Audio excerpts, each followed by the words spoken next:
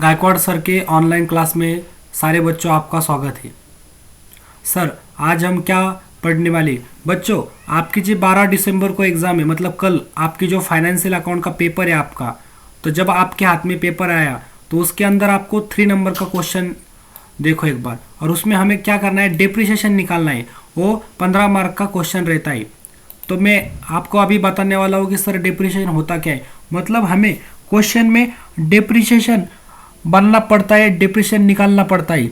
लेकिन सबसे पहले बच्चों आपको डेप्रिसिएशन क्या होता है वो पहले आप एक बार जान लो।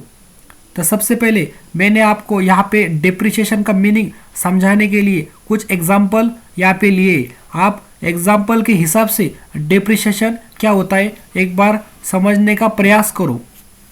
मैं जानता हूँ टाइम कम है, अभी आपके पास इतना भी टाइम नहीं कि आप पढ़े। मैं जैसा जैसा बोलता हूँ आप खाली आज के दिन वैसा ही करो, आपका पेपर अच्छा जाएगा। तो सर एक बार डेप्रिसिएशन का मीनिंग बोलो ना।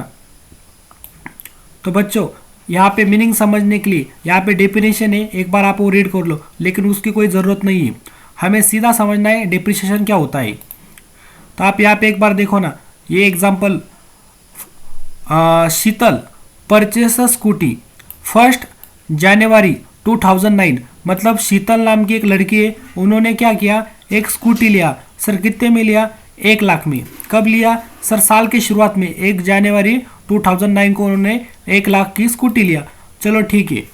उसके बाद उन्होंने क्या किया, एंड ऑफ द ईयर मतलब साल के एंड में शीतल डिसाइडेड सेल स्कूटी। मतलब शीतल ने डिसाइड किया, वो जो उन्होंने स्कूटी ली थी ना साल के स्टार्टिंग में 1 लाख की, उन्होंने साल के एंड में मतलब 31 दिसंबर 2009 को उन्होंने क्या डिसाइड किया कि उनको स्कूटी बेच देने की। सेल मतलब बेचना। अब एक बार फिर से समझो, एक Sheetal purchase scooty 1 January 2009 1 lakh. End of the year Sheetal decided sell scooty 31 December 2009 कि उनको बेचने के। कस्टमर सेइंग RS, यहाँ पे देखो ना 70,000। मतलब शीतल ने 1 लाख में स्कूटी लिया और उसको बेचने का है, लेकिन कस्टमर ने कितने मांगा उसको साल के एंड में, सर 70,000 का। तो एक बार आप क्या करो, शीतल मैडम को समझा दो उनका क्या क्वेश्चन है।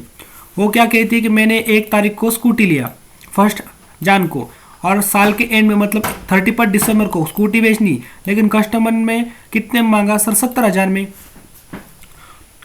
ऐसा क्यों हो रहा है, क्योंकि उन्होंने तो 1 लाख में लिए ना, परचेस मतलब लेना, मैंने शॉर्ट में लिखे वाला यहाँ पे। कितने में परचेस किया उन्होंने, 1 लाख में मतलब 1 लाख में, और उनको कस्टमर कितने में मांग रहा है, उनको कितने में बेचने की बोल रहा है वो 70,000 में, जो 30,000 का डिफरेंस आया बेटा। तो उसी को हम अकाउंटिंग के लैंग्वेज में डेप्रिसिएशन कहते हैं। लेकिन सर वो डिफरेंट आया क्यों, क्योंकि अगर आप समझ लो 1 लाख के आपने स्कूटी लिया, आपने पूरा साल उसको इस्तेमाल किया, उसका यूज़ किया, जब भी आप बेचने जाओ आपको तो ऑब्वियसली बात है 1 लाख तो नहीं आएंगे ना, कुछ थोड़ी बार प्राइस तो कम ही देना पड़ेगी कस्टमर को, मतलब कम ही प्राइस मिलेगा क्योंकि आपने उसको यूज़ किया है।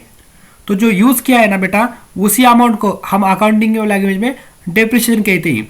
कस्टमर में कितने मांगा, 70,000 में, ऑब्वियसली बात है जो फर्क आया तो उसको हम डेप्रिसिएशन कहते हैं। डेप्रिसिएशन मतलब घिस जाना, घसरा, या मतलब कोई झीज होना, उसी को हम अकाउंटिंग में डेप्रिसिएशन कहते हैं। आपको अच्छी तरह डेप्रिसिएशन समझ में आ गया। अगर नहीं भी समझा तो आप एक बार दूसरा क्वेश्चन देखो। Alia Bhatt purchase a car. Alia Bhatt ने एक कार ली, कब ली, 1 जनवरी 2005 में। कितने में लिया सर, 2 लाख में। End of the year Alia Bhatt decided sell car 31 December 2005। Alia Bhatt ने साल की शुरुआत में 2 लाख की कार लिया, उनको अभी कार बेचने की। तो कस्टमर सेइंग कितने में कस्टमर मांग रहा है सर, 1,40,000 में, बराबर है। लेकिन उन्होंने लिया कितने में था सर, उन्होंने साल के शुरुआत में 2 लाख में लिया, लेकिन अभी कस्टमर उनको 1,40,000 में मांग रहा है। जो 60,000 का डिफरेंस आया बेटा, उसी को हम अकाउंटिंग के लैंग्वेज में डेप्रिसिएशन कहते हैं। आप अच्छी तरह डेप्रिसिएशन का मीनिंग आप समझ गए। फिर से सर एक एग्जांपल दो ना, तो मैं यहाँ मोबाइल का एग्जांपल लेता हूँ। अभी हमारा 2023 चालू है, मतलब 2023 है। तो हमने क्या किया, साल के शुरुआत में 1 जनवरी को एक मोबाइल लिया 50,000 का। अभी हमको उसको दिसंबर मंथ में मतलब सेल करने का है, तो कितने में बिकेगा सर? ऑब्वियसली बात है, आपने 50 में लिया, 40 या 30,000 में बिकेगा।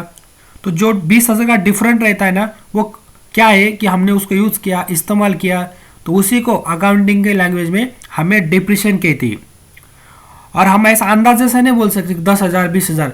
अकाउंट एक प्रॉपर वे से चलता है, तो हमें क्वेश्चन में कुछ परसेंटेज दिए जाएंगे, आप उस हिसाब से उस परसेंटेज पे ही अमाउंट माइनस करके डिप्रिशिएशन निकालना। तो सर हमें डिप्रिशिएशन का मीनिंग रहता वो तो समझ में आ गया। अब डिप्रिशिएशन हम किस तरह निकालते हैं, उससे पहले दोस्तों आपको परसेंटेज निकालना आना चाहिए। आपको अगर परसेंटेज निकालना नहीं आता तो हमारा सेकंड वीडियो एक बार आप वो देख लो। और डिप्रिसिएशन के मैं आपको 5 या 6 क्वेश्चन आपको समझा देता हूँ, उसके लिए आप 3 नंबर का हमारा जो वीडियो है वो एक बार देख लो। धन्यवाद।